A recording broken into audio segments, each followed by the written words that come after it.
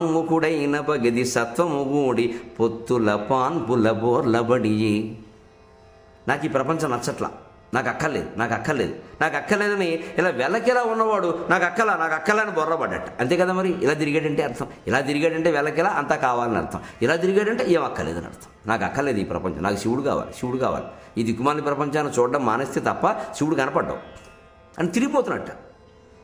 ఇప్పుడు వండిన బొబ్బట్లు ఏం చేయాలి? శివుడికి పెట్టాలి. మా వాడిని మళ్ళీ ఇలా తెప్పబోయాలి. ఇంత అర్థం కనిపిస్తుంది ఆ బిడ్డ చర్యల్లో. ఇంకొంచెం కొన్ని రోజులు గడిచాయి. కాసేపటికి పక్కమే పడుకోబెడతారు కదా, అస్తమానం ఉయ్యాలి కదా, పక్కమే పడుకోబెడతారు.